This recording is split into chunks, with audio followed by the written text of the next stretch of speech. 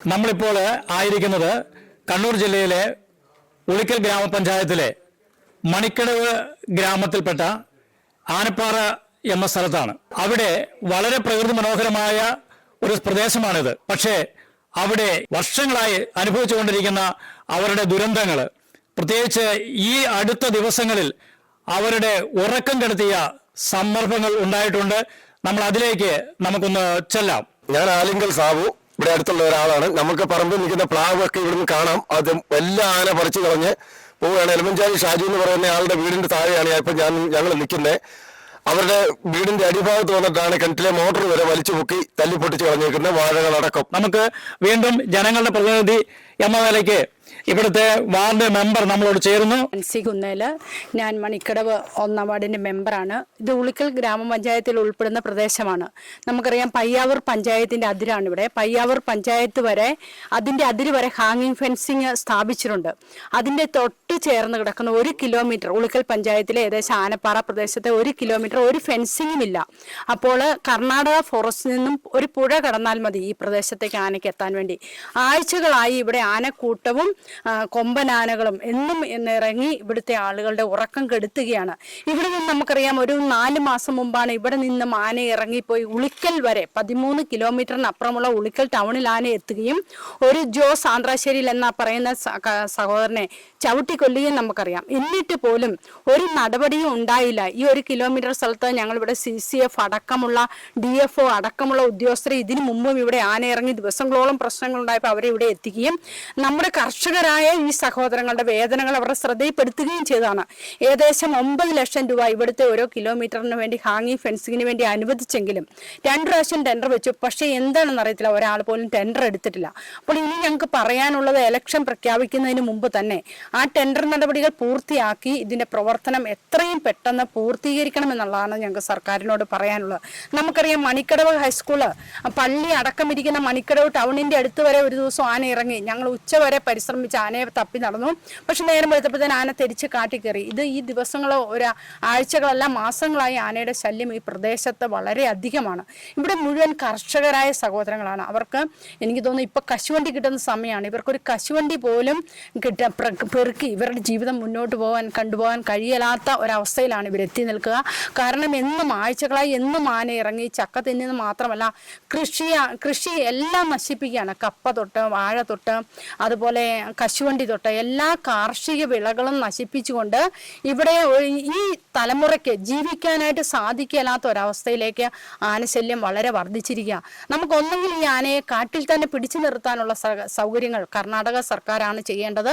എങ്കിൽ പോലും കേന്ദ്ര സർക്കാരിന്റെ ശ്രദ്ധയിലും പെടുത്തി. ഇന്ന് നമുക്കറിയാം, ഒരു മരണം സംഭവിച്ചിട്ട് കേരളത്തിൽ ഇങ്ങനെ എത്രയോ ആനശല്യം, കാട്ടുമൃഗങ്ങളുടെ ശല്യം കൂടെ മരണം ഇങ്ങനെ സംഭവിച്ചുകൊണ്ടിരിക്കുക. ഞാനിത് നേരത്തെ തന്നെ പറഞ്ഞിട്ടുണ്ട്. ഇനിയും ഒരു മരണം സംഭവിക്കുന്നവിടെ ഈ പ്രദേശത്തോടെ ആന ഇറങ്ങാൻ ഏറ്റവും കൂടുതൽ സാധ്യത.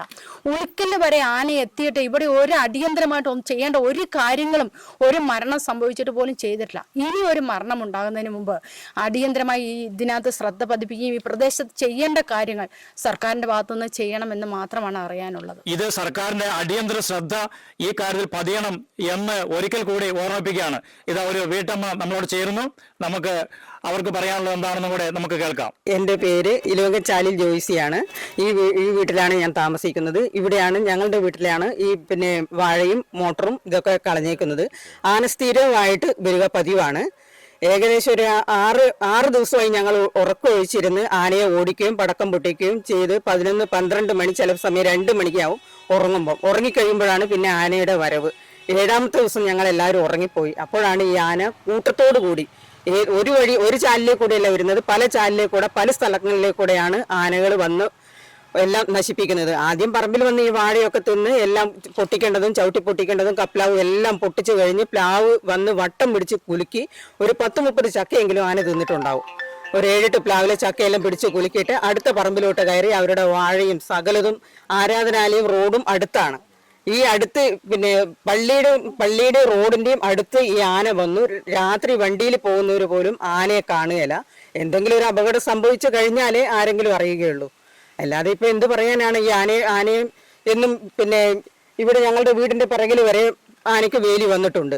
അത് പിന്നെ പൂർത്തിയാക്കും അടുത്ത വർഷത്തെ 2 മാസം 1 മാസം ഇങ്ങനെ പറഞ്ഞു പോകുന്നല്ലാതെ ഇതുവരെ യാതൊന്നും ചെയ്തിട്ടില്ല.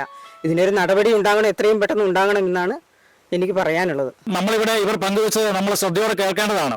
കാരണം ഇതെല്ലാം കാർഷിക മേഖലയിൽ ഉൾപ്പെട്ടിരിക്കുന്ന വീടുകളാണ്. എല്ലാവരും കൃഷിയെ ആശ്രയിച്ച് മാത്രം ജീവിക്കുന്നവരാണ്. അവർക്ക് ടാപ്പിങ്ങിന് സാധിക്കുന്നില്ല. പലരും വൈകിട്ടും രാത്രിയിലും പുലർച്ചെയൊക്കെയാണ് ടാപ്പിംഗ് നടത്തുക. നമുക്കറിയാം പകല് ടാപ്പിംഗ് സാധിക്കില്ല. പക്ഷേ ഇവർക്ക് ടാപ്പിംഗ് ചെയ്യാൻ സാധിക്കുന്നില്ല. കാരണം എപ്പോഴാണ് ആന എത്തുന്നതെന്ന് അറിയാൻ പറ്റുന്നില്ല. അതോടൊപ്പം തന്നെ അതുപോലെ തന്നെ ഇപ്പോൾ കശുവണ്ടി സീസണാണ്. കശുവണ്ടി കുറവാണെങ്കിലും ഉള്ള കശുവണ്ടി പിറക്കിയെടുക്കാൻ ധൈര്യമായിട്ട് പിറക്കിയെടുക്കാൻ പോകാൻ വേണ്ടി സാധിക്കുന്നില്ല. അതോടൊപ്പം തന്നെ കൃഷിയിടത്തിലുണ്ടാകുന്ന വാഴ, മറ്റ് കൃഷികൾ എല്ലാം ഇത് നശിപ്പിക്കുകയാണ്. വളരെ വർഷങ്ങളായി കൃഷി ചെയ്ത് തെങ്ങിന്റെ ഫലമുണ്ടാകുന്ന സാഹചര്യത്തിൽ ഇത് തെങ്ങ് കുലുക്കിയും പറിച്ചും ഇതിനെ നശിപ്പിക്കുകയാണ്. ഇത് ഇവിടുത്തെ കർഷകർക്ക് യാതൊരു വിധത്തിലും ജീവിക്കുവാൻ മുന്നോട്ട് പോകാൻ പറ്റാത്ത സാഹചര്യത്തിൽ എത്തി നിൽക്കുകയാണ്. അതുകൊണ്ടാണ് ഈ കർഷകർ ആകെ ഭയന്നിരിക്കുന്നത്. ഇതാ ഒരു കൊച്ചുകുട്ടി നമ്മളോട് ചേർന്നുണ്ട്. അവൾ ആകെ ഭയന്നിട്ടാണ് അവൾ നമ്മളോട് പറയുന്നത്. രാത്രി അവൾക്ക് സ്വസ്ഥമായിട്ട് ഉറങ്ങാൻ പോലും സാധിക്കുന്നില്ല എന്നുള്ള പറയുന്നത്. മോളെ, എന്താണ് ഈ ആനയൊക്കെ വരുമ്പോൾ മോൾക്ക് എന്താണ് തോന്നാറുള്ളത്? ആന ഇവിടെയൊക്കെ വരുമ്പോ ആന കാറും. അപ്പം നമ്മളാ വീട്ടിൽ ഉറങ്ങുന്ന നമ്മളൊക്കെ നെട്ടി എണീക്കുക. കാരണം എപ്പോഴാ കാടിൽ നിന്ന് ഇറങ്ങി വരിക അതൊന്നും അറിയത്തില്ല. ഇവിടുത്തെ കുറെ പേരൊക്കെ ഒറ്റയ്ക്ക് കിടക്കുക. അവർക്കൊക്കെ ഭയം ഭയങ്കരമായിട്ടുണ്ട്. ഇവിടുത്തെ കൃഷി എല്ലാം നശിപ്പിക്കുക. അപ്പം ഈ ആന വരാതിരിക്കാൻ എന്തെങ്കിലുമൊക്കെ ഒരു നടപടി എടുക്കണം. ഈ കൊച്ചു പറഞ്ഞത് നമ്മൾ ശ്രദ്ധിക്കണം പ്രിയപ്പെട്ടവരെ. ഈ കൊച്ചിന്റെ രോദന, കുഞ്ഞു മനസ്സിന്റെ ആ വേദനയാണ്. രാത്രി കിടന്നുറങ്ങാൻ പറ്റുന്നില്ല. ആനയുടെ ശബ്ദം കേൾക്കുമ്പോൾ ഞെട്ടി എഴുന്നേൽക്കുകയാണ്. ഇത് മനുഷ്യർ ജീവിക്കുന്ന ഒരു ഇടമാണ് എന്ന് ചിന്തിക്കുക. സർക്കാരിന്റെ അടിയന്തരമായ നടപടികൾ ഇവിടെ ഉണ്ടായേ പറ്റൂ. ഇനിയും ആരെങ്കിലും ഇവിടെ ആനയുടെ ചവിട്ടേറ്റും കുത്തേറ്റും മരിക്കുന്ന ഒരു സാഹചര്യത്തിൽ വരെ എത്തിക്കുവാൻ ഇടയാക്കരുത് എന്ന് വളരെ വിനീതമായി ആവശ്യപ്പെടുകയാണ്. ഇത് ഇനിയും ആൾക്കാർക്ക് നമ്മളോട് സംസാരിക്കാനുണ്ട്. ആനയുടെ ഈ ഒരു അവസ്ഥ വളരെ ദയനീയമാണ്. ഞങ്ങൾക്ക് ആർക്കും ജീവിക്കാൻ മേലാത്തൊരവസ്ഥയാണ്. ഇതിന് സർക്കാർ എന്തെങ്കിലും നടപടി ചെയ്തില്ലെങ്കിൽ ഞങ്ങളൊക്കെ എന്ത് ചെയ്യുമെന്ന അവസ്ഥയിലെത്തി നിൽക്കുകയാണ്. കാരണം രാത്രിയിൽ ഒന്ന് പുറത്തിറങ്ങാനോ എവിടെയെങ്കിലും ഒന്ന് പോയിട്ട് വരാനോ ഒന്നും സാധിക്കാത്ത അവസ്ഥയാണ്. റോഡിലെല്ലാം ആനയുടെ ശല്യമാണ്. ഒരു തരത്തിലും കൃഷി ചെയ്യാനോ പിന്നെ ഒരു ടാപ്പിങ്ങിന് പോകാനോ യാതൊരു അവസ്ഥയും സാധിക്കാത്തൊരു അവസ്ഥയിലേക്കാണ് കാര്യങ്ങൾ വന്നു നിൽക്കുന്നത്. വളരെ ഭീതികമായ ഒരു സാഹചര്യത്തിലൂടെയാണ് കടന്നു പോകുന്നത്. ഈ പ്രദേശത്തു നിന്നും ഈ ആനയുടെയും കാട്ടുമൃഗങ്ങളുടെയും ശല്യം സഹിക്കവയ്യാതെ വീട് വിട്ട് ആൾക്കാർ ഇറങ്ങിപ്പോയി ശൂന്യമായി കിടക്കുന്ന വീടുകളിലേക്ക് നമുക്കൊന്ന് പോകാം. ഒരുപക്ഷെ ഇതുതന്നെയാണോ സർക്കാർ ആഗ്രഹിക്കുന്നതെന്ന് പോലും സംശയിച്ചു പോവുകയാണ്. ഇവിടെ ജീവിക്കാൻ സാധിക്കാതെ ഓരോ കുടുംബങ്ങള് തങ്ങളുടെ പുരയിടം ഉപേക്ഷിച്ച് കടന്നുപോയിരിക്കുന്നു. നമുക്ക് അവിടേക്ക് നീങ്ങാം. ഇവിടെ പല വീടുകളും നമുക്ക് അങ്ങനെ കാണാൻ സാധിക്കുന്നതാണ്. ഇത് ഈ ഒരു ഭവനം, ഇതിനകത്ത് ഇപ്പോൾ ആൾക്കാർ താമസിക്കുന്നില്ല.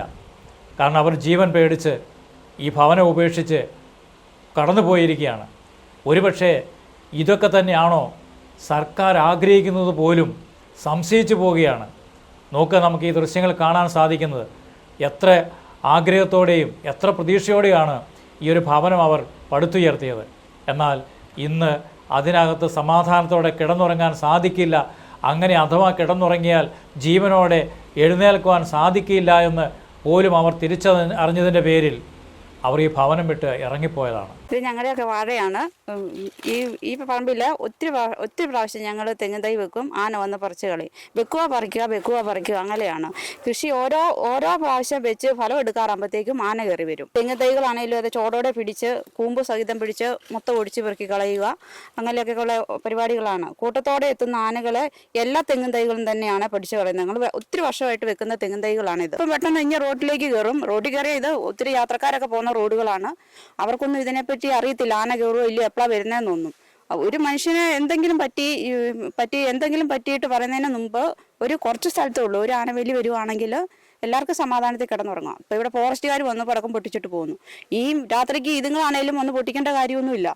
ഈ ഒരു വേലി വന്നിട്ടുണ്ടെങ്കിൽ ഈ പ്രദേശത്ത് ഒത്തിരി സമാധാനം കിട്ടുന്ന ആൾക്കാർക്ക് ഈ പ്രദേശത്തെ എല്ലാം നാട്ടിൽ തന്നെ കിട്ടുന്നതാണ്. ഇവിടെ നിന്ന് ഇറങ്ങിയിട്ടാണ് ആനകൾ ഇപ്പം ഉളിക്കിലേക്കൊക്കെ ആണെങ്കിലും പോയിരിക്കുന്നത്. ഇനി ഇത് അവിടെ നിന്നെല്ലാം ഓടിച്ചു വിട്ട് കഴിയുമ്പോൾ ആന കൂട്ടത്തോടെ പിന്നെ റോട്ടിലിറങ്ങും. ഇത് ഞങ്ങളുടെ ഈ സ്ഥലം മാത്രമായിരിക്കില്ല ഇനി പോകുന്നത്. ഇനി പുറത്തോട്ട് തന്നെ ഇറങ്ങും, ടൗണിലേക്കൊക്കെ ഇറങ്ങും. എത്ര പേരുടെ ജീവൻ ആപത്ത് വരുന്നതെന്ന് ഇനി പറയാൻ പറ്റത്തില്ല. നമ്മൾ നിൽക്കുന്ന ഈ വീടിന്റെ സമീപത്തുകൂടിയാണ് നമ്മളിപ്പോൾ കടന്നു പോകുന്നത്. ആന കയറി ഇറങ്ങി കൃഷിയിടത്ത് നാശങ്ങൾ വിതച്ച് കടന്നുപോയ ആ ഒരിടം നമുക്ക് നോക്കുക. ഇത് ഈ മെയിൻ റോഡുമായിട്ട് ഒരു 10-50 മീറ്റർ മാത്രമേ അകലമുള്ളൂ. ഇത്ര അടുത്താണ് മെയിൻ റോഡ്. അപ്പോൾ ഈ കാട്ടിൽ നിന്നും ആന കടന്നു വന്ന് ഈ പുഴ കടന്ന് വന്ന് ഈ പ്രദേശത്തോടെ കടന്ന് റോഡിലൂടെ ആന സ്വച്ഛന്തമായി നടന്നു പോകുന്ന ഒരവസ്ഥ ഇവിടെ ഉണ്ട്. അതുകൊണ്ടാണ് ഇവർ പറയുന്നത് ആ 1 കിലോമീറ്റർ ദൂരത്തിലുള്ള ആനവേലി അടിയന്തരമായി പൂർത്തീകരിക്കണം എന്ന്. അത് പൂർത്തീകരിച്ചാൽ ഇവിടുത്തെ ജനങ്ങൾക്ക് സമാധാനത്തോടെ കിടന്നുറങ്ങാൻ സാധിക്കും. അതുമാത്രമാണ് അടിയന്തരമായി ചെയ്യേണ്ട പ്രതിബദ്ധതയെന്ന് അവർ പറയുന്നു. നമുക്ക് ഈ പ്രദേശവാസികളുടെ യുവജനങ്ങളിൽ നിന്നും നമുക്കിനിയും അവർക്ക് നമ്മളോട് പറയാനുള്ളതും കൂടെ നമുക്കൊന്ന് കേൾക്കാം. പയ്യാവൂർ പഞ്ചായത്തിനോട് ചേർന്ന് കിടക്കുന്ന ഒരു പ്രദേശമാണിത്. കൃത്യമായിട്ട് പറയുകയാണെങ്കിൽ ഉളിക്കൽ പഞ്ചായത്തിൻ്റെയും പയ്യാവൂർ പഞ്ചായത്തിൻ്റെയും ബോർഡറാണിത്. ഇവിടുന്ന് കൃത്യം ഒരു 1 കിലോമീറ്ററേ ഫെൻസിങ് ഇല്ലാത്തതുള്ളൂ. ഉളിക്കൽ പഞ്ചായത്തിൻ്റെ ഏരിയയിൽപ്പെട്ട സ്ഥലം. ആ വഴി കൂടെയാണ് സ്ഥിരമായിട്ട് ആന ഇറങ്ങി വരുന്നത്. അപ്പോൾ ഇതിനെതിരെ അധികാരികൾ അടിയന്തരമായിട്ടൊരു നടപടി സ്വീകരിച്ചില്ലെങ്കിൽ ജനങ്ങൾക്കും സ്കൂളിലേക്ക് പോകുന്ന പിള്ളേർക്കും എല്ലാവർക്കും മൊത്തത്തിൽ ബുദ്ധിമുട്ടാണ്. രാത്രിയോളം നാട്ടുകാർ തന്നെ ഇവിടെ തീ കൂട്ടിയും പടക്കം പൊട്ടിച്ചുമാണ് ആനയെ വളരെ കഷ്ടപ്പെട്ട് തുരത്തുന്നത്. അപ്പോൾ ഇതിനെതിരെ അടിയന്തരമായിട്ട് അധികാരികൾ തന്നെ വരണം, എന്തെങ്കിലും നടപടി സ്വീകരിക്കണം. അതല്ലാതെ വേറെ വഴിയില്ല. യുവജനത്തിന്റെ പ്രതിനിധി എന്ന നിലയിൽ നമ്മളോട് പറഞ്ഞതാണ് അടിയന്തരമായിട്ട് ഈ 1 കിലോമീറ്റർ ശരിക്കും പറഞ്ഞാൽ വലിയ ഭാരമുള്ള ഒരു കാര്യമല്ല. കേവലം 10 ലക്ഷം രൂപയിൽ തീരുന്ന ഒരു കാര്യം. അത് അടിയന്തരമായി ചെയ്തു കൊടുക്കണമെന്ന് തന്നെയാണ് ഇവിടുത്തെ ജനങ്ങളുടെ എല്ലാവരുടെയും ആവശ്യം. ആ ആവശ്യം അടിയന്തരമായി ചെയ്തു കൊടുക്കുന്നതിന് ബന്ധപ്പെട്ടവർ തീരുമാനമെടുക്കുകയും നടപടിയെടുക്കുകയും എത്രയും പെട്ടെന്ന് അതിന്റെ ജോലി ആരംഭിച്ച് പൂർത്തീകരിക്കുകയും ചെയ്യണമെന്ന് ആവശ്യപ്പെടുകയാണ്. ഈ പ്രശ്നത്തിന് അടിയന്തരമായി ചെയ്യേണ്ട പ്രതിവിധി എന്താണെന്ന് നമ്മളോട് ഒരു കർഷകൻ തന്നെ പങ്കുവെക്കുകയുണ്ടായി. നമുക്ക് അതൊന്ന് ശ്രദ്ധയോടെ കേൾക്കാം. ഇവിടെ ശാന്തിനഗർ ആനപ്പാറയുടെ ഭാഗത്ത് ശാന്തിനഗർ പയ്യാവൂർ പഞ്ചായത്തിന്റെ ഇതിൽ തീർന്നിരിക്കുകയാണ് ആനപ്പാറ വരെ. ഇത് ഈ പീഡിയകുന്നിലേക്കുള്ള 1 കിലോമീറ്ററിന്റെ ഇടയാണ് ഈ ആനവേലി ഇല്ലാത്തത്. ഈ ആനവേലി 1 കിലോമീറ്റർ ഇപ്പോൾ ആനവേലി തീർത്താൽ ഇതിനൊരു പരിഹാരം കാണും. അത് അത്രയും വേഗം സർക്കാരോ ഇതിന് നടപടി തീർക്കണമെന്നാണ് ഞങ്ങൾ പറയുന്നത്. അതിന് എത്ര ചെലവ് വരുമെന്നാണ്? ഒരു 10 ലക്ഷം രൂപയോളം ചെലവ്, ഏറ്റവും കൂടിയത് 10 ലക്ഷം രൂപയേ വരുള്ളൂ. ബാക്കി വന്നാൽ നാട്ടുകാർ പിരിവിട്ടായാലും എടുത്തോളാം. ഇത്ര ഒന്ന് ചെയ്തു തന്നാൽ മതി. അത് ജനകീയ കമ്മിറ്റിയോ ഇവിടെ എല്ലാവരും കൂടെ കൂടി അത് ചെയ്തോളാം. ബാക്കി ഇതിന് ജോലിക്കാരെ ഒന്നും നിർത്തേണ്ട. അതിന്റെ വള്ളിയോ ഇത് കമ്പോ ഒക്കെ ഞങ്ങൾ തന്നെ നോക്കി ഇത് തീർത്തോളാം. പയ്യാവൂർ പഞ്ചായത്തിലൊക്കെ അവർ തന്നെ ശമ്പളത്തിന് ആളെ വെച്ചേക്കുക ഇത് നോക്കാനായിട്ട്. ഇതൊന്നും വേണ്ട, ഞങ്ങൾ തന്നെ നോക്കിക്കോളാം. ഇത് ഇവിടെ ഈ കർഷകൻ ഗുഡ്നസ് ടിവിയോട് പറഞ്ഞത് ഇതാണ്. ഏകദേശം 1 കിലോമീറ്ററിൽ താഴെ ഇവിടെ ആനവേലി നിർമ്മിച്ചിട്ടില്ല. 2 വശത്തു നിന്നും വന്ന് ഇവിടെ ആനവേലി പൂർത്തീകരിക്കുവാൻ വേണ്ടി ഏകദേശം വേണ്ടത് 1 കിലോമീറ്ററാണ്. അതിന് ആവശ്യമായ ചെലവെന്ന് പറയുന്നത് 10 ലക്ഷമാണ്. അതിലധികം വന്നാൽ ഇവർ എടുക്കാമെന്നും ഇനി വേണമെങ്കിൽ ഇവർ ജനകീയ കമ്മിറ്റി രൂപീകരിച്ച് ആവശ്യമായത് ചെയ്യാമെന്ന് പോലും ഈ കർഷകർ പറയുന്നു. അതിൻ്റെ പിന്നീടുള്ള തുടർന്നുള്ള മെയിൻ്റനൻസും ഇവർ തന്നെ ചെയ്യാം, അതിന് ഇവർ സന്നദ്ധരാണ്. പക്ഷേ ഈ 1 കിലോമീറ്റർ ദൂരം ഈ ആനവേലി നിർമ്മിക്കുന്നതിന് ആവശ്യമായ നടപടികൾ അടിയന്തരമായി സർക്കാർ ഇടപെട്ട് തീരുമാനമെടുത്ത് അത് വാക്കാലല്ല പ്രവൃത്തിയാൽ എത്രയും പെട്ടെന്ന് ഇവർക്ക് സാധ്യമാക്കി കൊടുക്കണമെന്ന് ഗുഡ്നസ് ടിവി വളരെ ശക്തമായി സർക്കാരിനോട് ആവശ്യപ്പെടുകയാണ്. ഇനിയൊരു ദുരന്തം ഇവിടെ ഉണ്ടാകരുത്, അതിനുവരെ കാത്തു നിൽക്കരുത്. ഇനിയും ഈ ആനയുടെ അഴിഞ്ഞാട്ടം ഈ കൃഷിയിടങ്ങളിൽ ഉണ്ടാകാതിരിക്കുവാൻ അടിയന്തരമായി ശ്രദ്ധ പതിപ്പിച്ചേ പറ്റൂ. ബന്ധപ്പെട്ടവർ ഉണർന്ന് പ്രവർത്തിക്കണമെന്ന് വളരെ വിനീതമായി അഭ്യർത്ഥിക്കുകയാണ്. ഇത് ഈ ജനത്തിൻ്റെ ജീവിക്കുവാനുള്ള അവകാശമാണ്. അതിജീവനത്തിന് വേണ്ടി ഈ ജനം കേഴുകയാണ്. ഈ സ്വരം നിങ്ങൾ കേട്ടേ പറ്റൂ. നിർബന്ധമായിട്ടും അടിയന്തരമായി ഉണർന്ന് ഏത് തലങ്ങളിലാണോ തീരുമാനം വേണ്ടത് അത് ഇവിടെ നടപ്പാക്കണം, നടപ്പാക്കിയേ പറ്റൂ. അതിനുവേണ്ടി എല്ലാവരുടെയും ശ്രദ്ധ ഉണ്ടാകണമെന്ന് മാത്രം ഓർമ്മിപ്പിക്കുകയാണ്.